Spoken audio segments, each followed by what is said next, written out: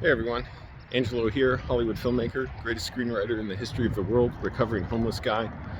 On Christmas Day 2025, streets are empty right now. The freeway's still rumbling. I know because there's a freeway going through my neighborhood. And I want to give a shout out to all my homeless viewers and all the homeless viewers who find this in the years from now that this stays online. Who knows? 100 years, 200 years, wild to think. I wonder if books have been written like that, like dedicated to like generations later. I was homeless for 2.5 years, lived in my car, 6 months in Virginia, then I drove across the country to live here in LA, where I stayed homeless for another 2 years. I've been housed 3 years now, which itself was pretty, like, almost every bit as wild as being homeless in a way. And it being Christmas Day and it being, for LA, cold. It's not that cold compared to the rest of the country, but it's cold, relatively speaking. Some days more than others here, nights especially. And that's torture for people living on the street. Living in my car, it wasn't so bad because I had a Sub-Zero sleeping bag, so it was perfect. Like, the cold did not affect me when I slept. Like, that thing kept me warm even at like 0 degrees, which I slept in once or twice in Virginia. I think I had to wear like my jeans and maybe an extra shirt or something, but that thing was amazing. This Sub-Zero sleeping bag, mummy style, that I got from a military surplus store. Just taking a walk around the neighborhood. Want to relax. Oh, I got an angry dog. Hello.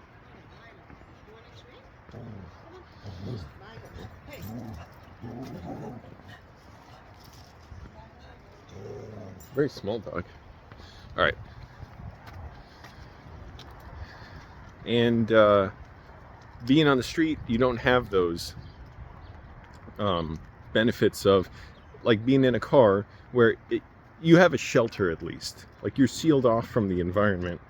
And being in the cold was actually kind of more advantageous to me because, especially in Virginia, I could put perishable foods in my trunk and they were refrigerated there. So like, I could put spinach and sandwich meats, and I would get them from Aldi, and they would keep. Not an option here. But aside from just those basic practical things, you know, being homeless is an indignity. It's violence.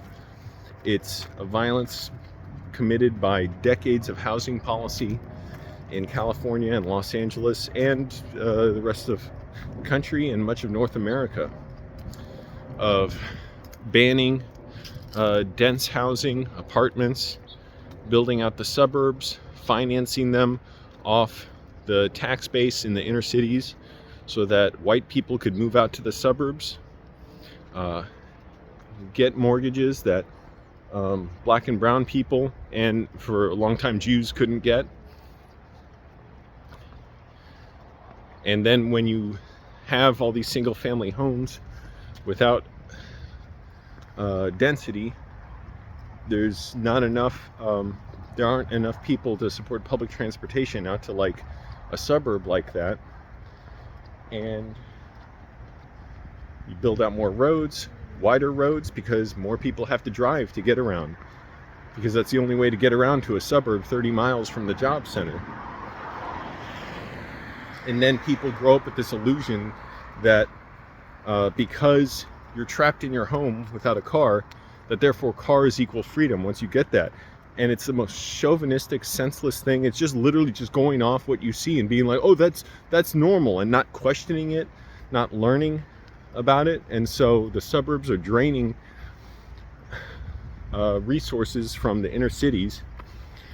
And then we look at the inner cities and say, why don't you get your lives together? Well, you all bulldozed so many people's homes to build freeways to go out to the suburbs and build wide roads and level buildings to build parking lots and then stick your hands in your pockets and whistle like, oh, did I do that? No, you reap the benefits from it. You don't want to know about it. That's violence. That's creating homelessness. That's my hair. That's making people poor, keeping them poor, and looking around and say, well, it's normal. Like, this is normal. So, like, what you see is normal, and therefore you think, like, when people question that, they're like putting you ill at ease, making you feel like they're not acknowledging reality, because you're thinking like, well, the suburbs are just normal, that's just what's here. So therefore, like, if you question that, like, you're saying something untrue, because that's not what I know to be true. In reality, you're betraying your incredible ignorance. And that's all right. I used to be very ignorant, and I'm still ignorant. I'm still learning. But be careful, you chauvinists and conservatives. You might end up like me. If you get bothered and triggered by what I'm saying, that white supremacy has built our streets and suburbs and neighborhoods and freeways, and disinvested in the inner cities, where the main investment is the police in many cases. If that bothers you to hear, and you care, like, if what you say is true or not, you may end up becoming a progressive or socialist or whatever. I don't know if I belong to any label, just because I'm like, there are many different types of progressive and socialist. I don't know what I belong to. I just, like, go by what's decent and what's humane, and trying to uncover these mythical narratives we tell ourselves to bolster whiteness, this idea of whiteness. I don't mean white skin. I mean the myth of whiteness as this identity that's always shifting. And anyways, the point is, all this stuff creates homelessness, and then we criminalize homeless people, and we demonize them, and we celebrate killing them. So much of media, liberal and conservative, is just demonizing the poor, demonizing black and brown people,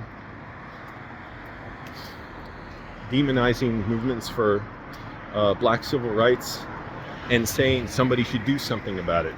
And then when you have that dead-eyed loser recently in the news, I don't even need to say his name, who murdered a guy on the subway, and he's being celebrated, and went to a football game with Vice President-elect. Like, yeah, that's because, like, he did what conservatives wish would happen more often, which is killing undesirables.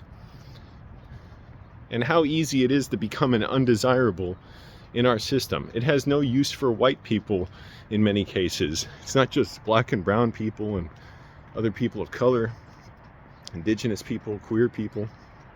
Anyways, that's me ranting a lot. But to keep it personal about my homeless viewers, I know the cold is torture. The rain is torture. We had light rain yesterday. There's still a little dampness on the pavement.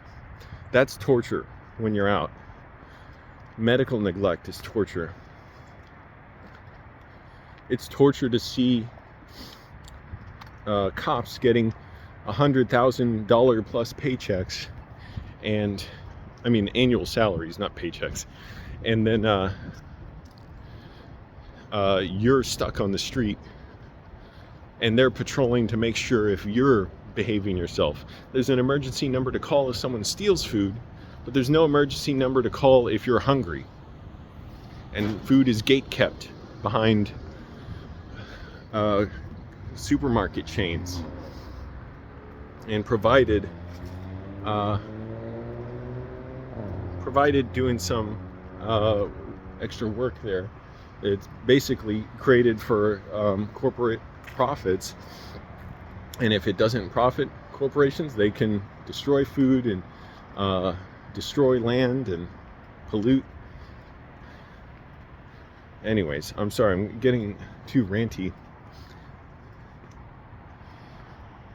But I know for homeless people out there, desperate, lonely, and that's not always what I was dealing with when I was homeless. Like, I had friends, I was doing a lot, but I think back to like 5 years ago, 2019, Christmas Day. I don't remember exactly what I was doing. I think I was helping a friend move. But 5 years ago, so I was sleeping in my car. I just passed a year being homeless. And I had just relapsed with my depersonalization, derealization disorder, which was terrifying. I'm still recovering from another bout of it, and I'm trying to do my best recovery yet. And it's taking time, and it's scary. I'm getting better. And 6 days before Christmas, I think it was 6 days, my dad died. That was 5 years ago. So I couldn't even feel much about that because I was so numb from DPDR. I was so dissociated. And it would take like a good 2 years to be to be without symptoms. I wasn't truly well recovered because I was still so full of tension and pain and things I wasn't properly releasing and dealing with. So I'm trying to do that now. I'm trying to release something else in a second. I gotta get to the bathroom. But life doesn't stop when you're homeless, even though it can feel like Groundhog Day, every day just repeating itself. Let's see if this car is going to hit me. Yeah, you better not. There's a beautiful thing, a train.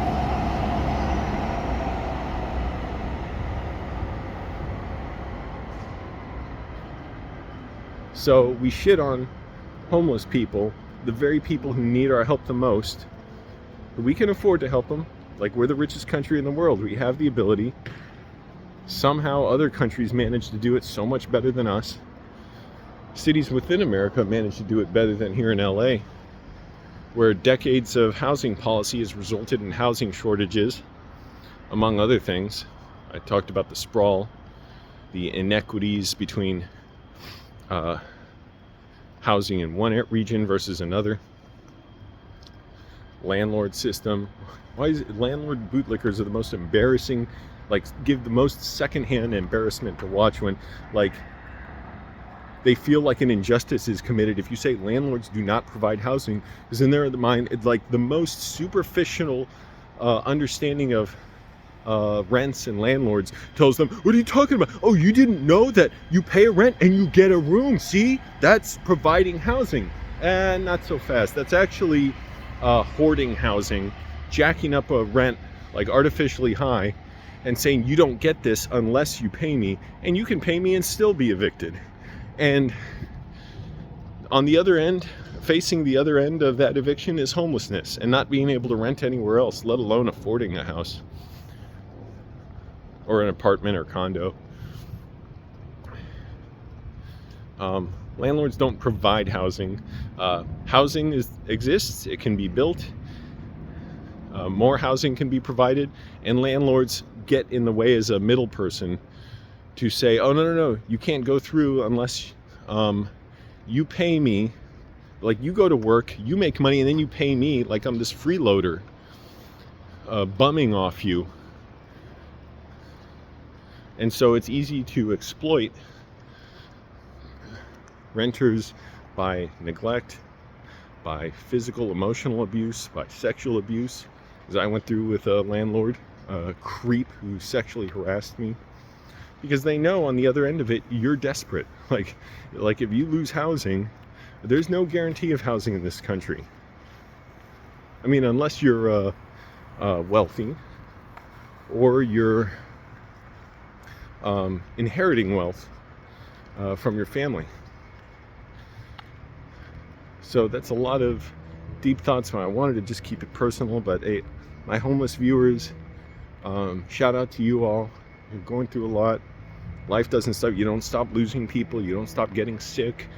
The world doesn't take a pause because you're on the street. You get rejected. You struggle. Try and get some meager benefits we offer. Fill out tons of paperwork. Got to prove your existence 5 times over. Prove whatever income you get. Got to prove you're worthy of getting food stamps. We don't want people eating food if they're not perfect, if they don't qualify, because some people don't need food apparently. Like if you're selling drugs, or like there are certain things that it says, you know, you can't get food stamps for these reasons. Well, why would people be so desperate for food stamps if things are equitable in this country and we're so abundant? We have this idea that we want to punish people for being poor. Like public transportation is almost like punishment for the poor, when public transportation can be great, like it is in so many other cities in the world. Our healthcare system, I mean, it goes on. But anyway, just shout out to you all. Wishing you all the best. May the homeless rise. May the homeless be housed, and may it upset and trigger the fuck out of people to see your homeless neighbors just living with dignity and doing well. Like, what? That's not the acceptable or caste of society that I like to see. Like, I live better because I am better. God made me better. So why is this poor, you know, hunched over person, whatever, like they're going through, why are they living in a decent place? Why do they have adequate transportation? Why do they have good health care and food? Like, I worked for that stuff. Yeah, you worked for it. You scammed it off people.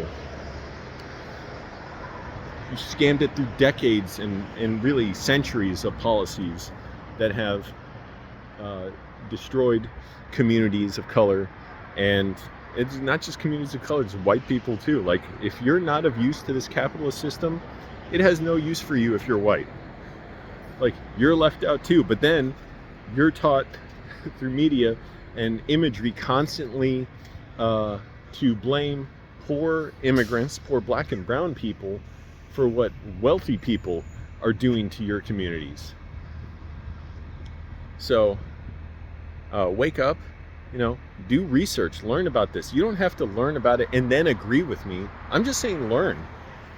So be well, everyone. Be active. Get out of your cars. Walk, bike, skateboard, rollerblade. Gain solidarity with each other. That's one way to do it, is getting out of your cars and seeing each other face to face, and realizing we can have better neighborhoods, better communities. Get on public transportation for like 1 or 2 trips a week instead of driving, and see some of the benefits of saving some money, of learning more about your city. So that's it for me. I have to do my releasing, as I mentioned. And again, homeless viewers, shout out to you all. You're living so real, and you shouldn't have to. I'm grateful for my time being homeless. I learned a lot. It was a joyous thing in many ways, but it's also a lot to deal with. So it made me who I am. I'm grateful for it. But we can do so much better by the people who need our help the most. So anyways, let me know what you think. Thanks for watching, everybody. And it's Christmas Day, whatever you celebrate. Happy holidays. Bye.